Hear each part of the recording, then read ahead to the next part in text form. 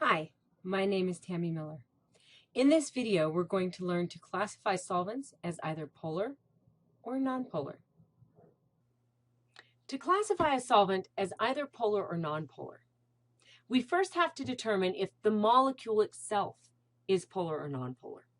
To determine if a solvent is polar, it must have an overall net molecular dipole. What this means is that one side of the molecule will be partially negative, while the other side of the molecule will be partially positive. To identify a net molecular dipole, we have to look for two different things. The first thing we need to look for is a bond or bonds between atoms with large electronegativity differences. A common bond that we look for in organic chemistry is a carbon-oxygen bond.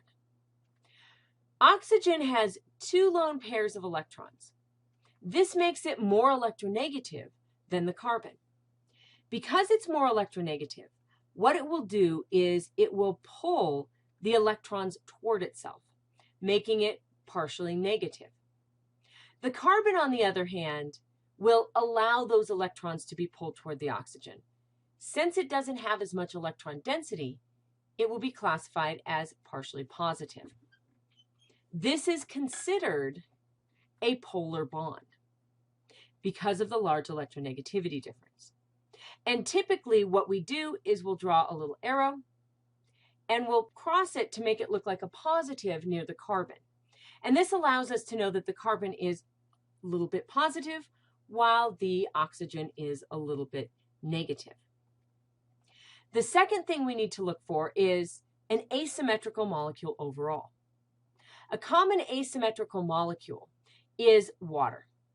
Again, we know that oxygen has two lone pairs of electrons. We have two hydrogens attached to this.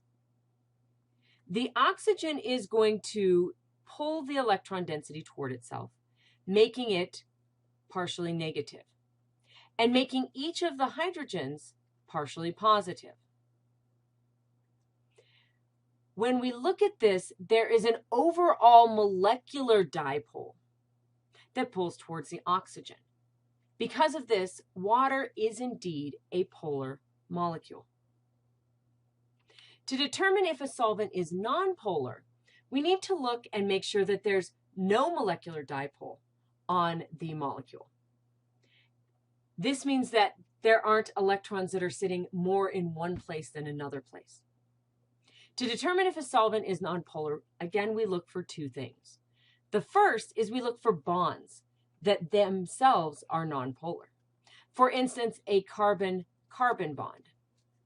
Each carbon has the same electronegativity, so they're going to equally share the electrons between them. This equal sharing means that this is not a polar bond. Second, we need to look and see if the molecule has overall symmetry. And this means that each individual bond dipole cancels out. So if we look at the molecule methane here, what we see when we have methane is that there are individual bond dipoles. And the individual bond dipoles are going to pull toward the carbon. So the individual bond dipoles are each going to move toward the carbon, making the carbon more positive in each of those bonds. But if you notice here, what we have is an overall symmetry around this. So each of these bond dipoles cancels each other out, meaning that this molecule itself is a nonpolar molecule because of those cancelings. Let's practice with some solvents that we see in organic chemistry. The first solvent that we see is ethanol. And when I draw ethanol out, what I see is I have my oxygen over to the right. The oxygen is more electronegative than the carbon. So it is going to pull the density of the electrons toward the oxygen. This makes this a polar molecule. When we look at benzene, benzene is a carbon-carbon ring. We've got 6 carbons in this ring, and then we've got hydrogens attached to the carbons. When we look at this, each of the carbons has the same electronegativity, so there will be no bond dipoles between the carbons. And even though there are individual bond dipoles between the carbon and the hydrogens, since the hydrogens are evenly distributed around the benzene, this means that it will cancel out and we will not have an overall dipole. This is a nonpolar molecule. DMSO is a classic solvent that we see in organic chemistry.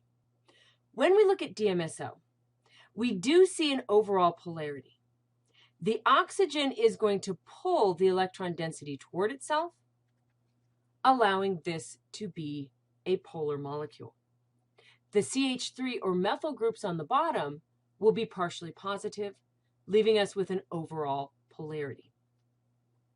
Our final molecule we're going to look at is carbon tetrachloride.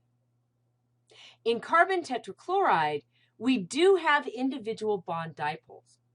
The chlorines are each going to pull the density toward themselves. But just as with the benzene above, what we see is that those bond dipoles are evenly distributed around the carbon. Because of that, they cancel each other out, and carbon tetrachloride is an overall non-polar molecule.